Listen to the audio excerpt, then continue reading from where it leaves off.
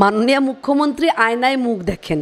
উনি যেভাবে প্রশাসনকে নিজের রাজ্যে ব্যবহার করেন উনি ভাবছেন বোধহয় তেমনটাই। কেন্দ্রীয় এজেন্সিগুলো তার কাজ করছে, তার সঙ্গে বিজেপির কি সম্পর্ক?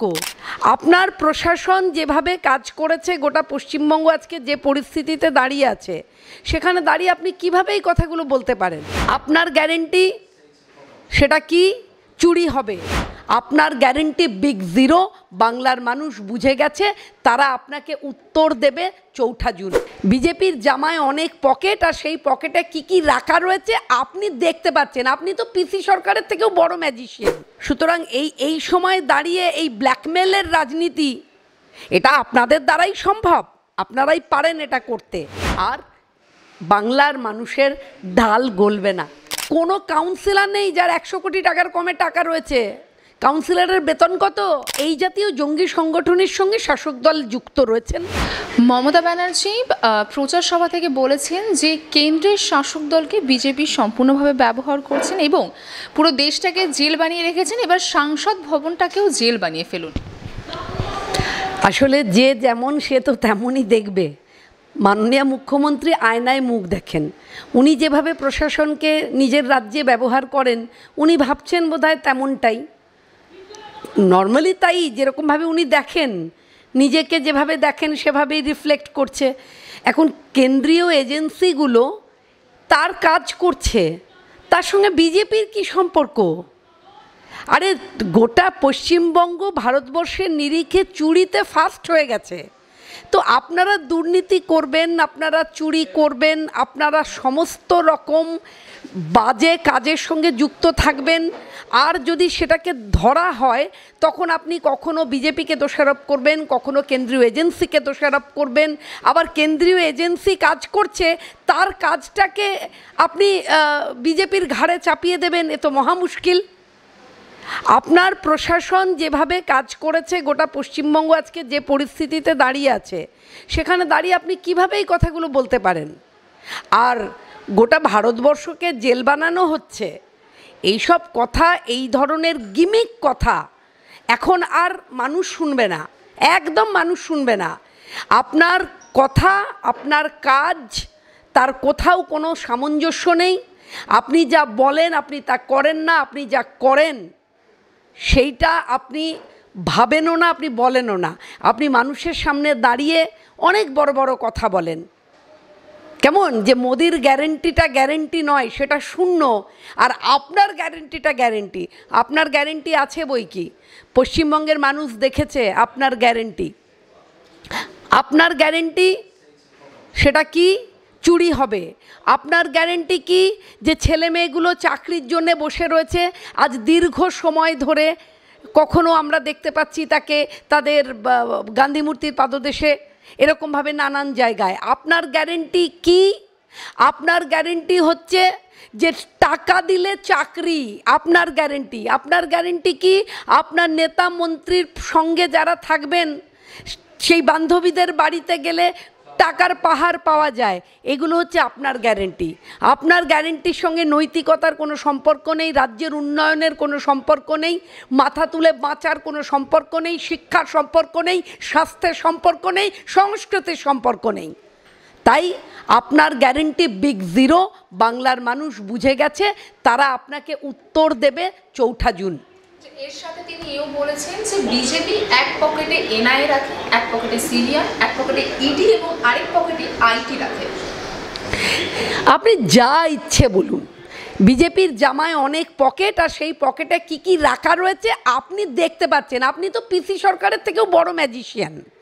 আপনি কখনো নবান্নতে বসে দেখতে পান যে সার বিক্রি করলো কারা, আপনি নবান্নতে বসে দেখতে পান। আপনি নবান্নতে বসে আবার মিলিটারিরা কি করছে ব্রিজ পেরোতে গিয়ে আপনি সেটাও দেখতে পান। আবার আপনি এখনও দেখতে পাচ্ছেন যে বিজেপির 4টে পকেটে 4টে কি রয়েছে। আপনি অনেক বড় ম্যাজিশিয়ান।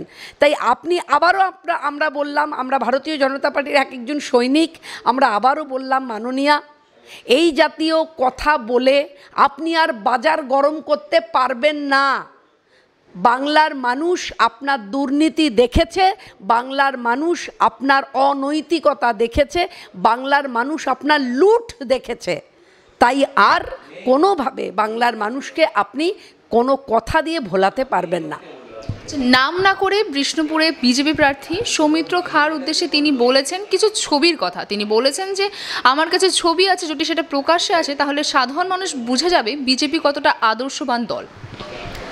দেখুন, ভোটের সময় আপনি ব্যক্তিগত আক্রমণ নিয়ে কথা বলছেন, কেমন? আপনার কাছে যদি কিছু থাকে আপনি দেখাবেন, বাংলার মানুষও দেখবে, কেমন? সুতরাং তার সত্যতা নিশ্চয়ই বিজেপিও যাচাই করে নেবে। সুতরাং এই সময় দাঁড়িয়ে এই ব্ল্যাকমেলের রাজনীতি, এটা আপনাদের দ্বারাই সম্ভব, আপনারাই পারেন এটা করতে। কিন্তু আমরা বলবো যে আপনি ব্ল্যাকমেল করুন, আপনি বাজে কথা বলুন, আপনি চার পকেটে চারজনকে দেখতে পান, বাংলার মানুষ নরেন্দ্র মোদীর মুখ ছাড়া আর কিচ্ছু দেখতে পাচ্ছে না। যেমন গোটা ভারতবর্ষের মানুষ নরেন্দ্র মোদীর মুখ দেখতে পাচ্ছে, সেই মুখে তার পরের প্রজন্মের উন্নয়ন দেখতে পাচ্ছে, গোটা দেশের বিকাশ দেখতে পাচ্ছে, তেমনি পশ্চিমবঙ্গের মানুষও নরেন্দ্র মোদীর মুখ দেখতে পাচ্ছে। তাই আপনি কি বলছেন তাতে আর বাংলার মানুষের ঢাল গলবে না। বেআইনি নির্মাণ কাণ্ডে আমরা জানি গার্ডেন ব্রিজ নিয়ে অনেক জলঘোলা হয়েছিল এবং ইতিমধ্যে আদালত এটা মনে করছে না এখন যে কলকাতা পৌরসভার আধিকারিকরাও এই বেআইনিভাবে নির্মাণ কাণ্ডে যুক্ত রয়েছে। সবার আগে মেয়রবাবু তাকে প্রশ্ন করা হোক, তিনি আগে জবাব দিক। তিনি নাকি কিছুই জানেন না, এরকম একটা ব্যাপার। অথচ আমি নিজে থাকি টালিগঞ্জ যাদবপুর অঞ্চলে, সমস্ত যারা কাউন্সিলর, কোনো কাউন্সিলর নেই যার 100 কোটি টাকার কমে টাকা রয়েছে। কাউন্সিলরের বেতন কত? কত বেতন একজন কাউন্সিলরের? কোত্থেকে পায় এত কোটি কোটি টাকা? হ্যাঁ, তোলা, প্রত্যেকটা বিল্ডিং থেকে তোলা আসে।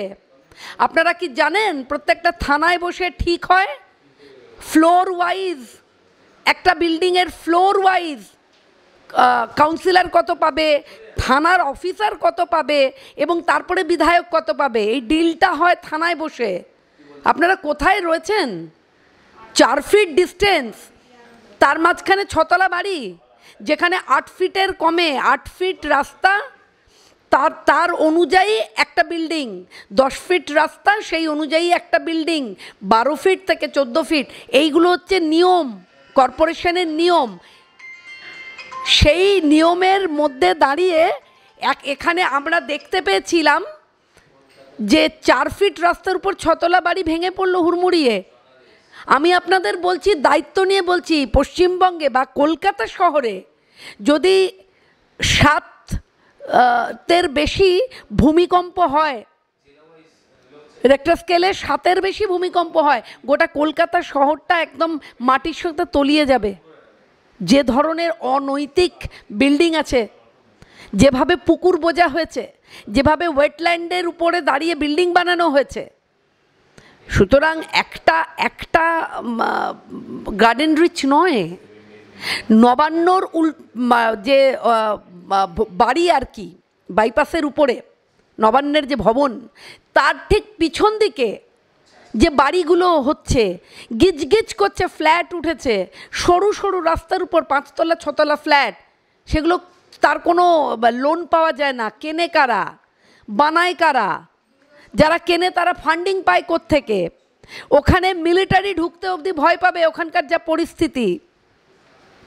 সুতরাং গোটা পশ্চিমবঙ্গে যা পরিস্থিতি, যেভাবে জঙ্গি সংগঠনের সঙ্গে এদের যুক্ত হওয়া, যেভাবে জঙ্গি সংগঠনগুলো পশ্চিমবঙ্গের ভিতর ঘাত লাগিয়ে বসে রয়েছে, তাতে রাগ তো হবেই।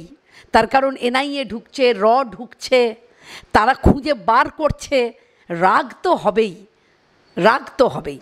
জঙ্গি সংগঠন প্রসঙ্গে একটা প্রশ্ন করতে চাই, যে শান্তনু ঠাকুরকে একটা চিঠি পাঠানো হয়েছে জঙ্গি সংগঠন থেকে, যে লস্করে তৈয়বার থেকে, সিএ যদি লাগু করা হয় তাহলে ঠাকুরবাড়ি সবাইকে মেরে ফেলা হবে, ঠাকুরবাড়ি উড়িয়ে দেওয়া হবে, এই সমস্ত মন্তব্য। ভোটের আগে এরকম একটা চিঠি বা এরকম হুমকি কিভাবে দেখছেন? না, দেখুন, সেটা নিয়ে তার যাচাই করা চলছে, তার বিশ্লেষণ চলছে এবং প্রশাসন সেটা দেখছেন নিশ্চয়ই। কিন্তু একটা ঘটনা তো আমরা নিশ্চিত করে জানি যে এই জাতীয় জঙ্গি সংগঠনের সঙ্গে শাসক দল যুক্ত রয়েছেন। এই জাতীয় জঙ্গি সংগঠন দ্বারা শাসক দল ভোটটা করেন, নির্বাচন করেন। এটা তো বাংলার মানুষের কাছে আর অজানা নয়। আমি একজন সাধারণ মানুষ, একজন নাগরিক, একটি রাজনৈতিক দলের সৈনিক হিসেবে আমি জানি গোটা পশ্চিমবঙ্গে যেভাবে জঙ্গি সংগঠনগুলোর বারবারন্ত হয়েছে, যেভাবে বোম, যেভাবে আমরা দেখতে পাই বারুদের স্তূপের উপর একটা রাজ্য দাঁড়িয়ে আছে, সেক্ষেত্রে এত রাগ তো সেই কারণেই। কেন ঢুকছে, কেন এনআইএ ঢুকছে, কেন তদন্ত হচ্ছে, তদন্ত করতে গেলে তো কেঁচো খুঁড়তে কেউটেটা বেরিয়ে যাবে, তার জন্যই তো রাগ। সুতরাং যেভাবে হুমকি দেওয়া হয়েছে ঠাকুর বাড়িতে শান্তনু ঠাকুরের পরিবারকে বা শান্তনু ঠাকুরকে, সেইটা তদন্ত করে দেখা হচ্ছে এবং আমার বিশ্বাস যে যথাযোগ্য ব্যবস্থা প্রশাসন নেবেন। সেক্ষেত্রে এত রাগ তো সেই কারণেই। কেন ঢুকছে, কেন এনআইএ ঢুকছে, কেন তদন্ত হচ্ছে, তদন্ত করতে গেলে তো কেঁচো খুঁড়তে কেউটেটা বেরিয়ে যাবে, তার জন্যই তো রাগ। সুতরাং যেভাবে হুমকি দেওয়া হয়েছে ঠাকুর বাড়িতে শান্তনু ঠাকুরের পরিবারকে বা শান্তনু ঠাকুরকে, সেইটা তদন্ত করে দেখা হচ্ছে এবং আমার বিশ্বাস যে যথাযোগ্য ব্যবস্থা প্রশাসন নেবেন।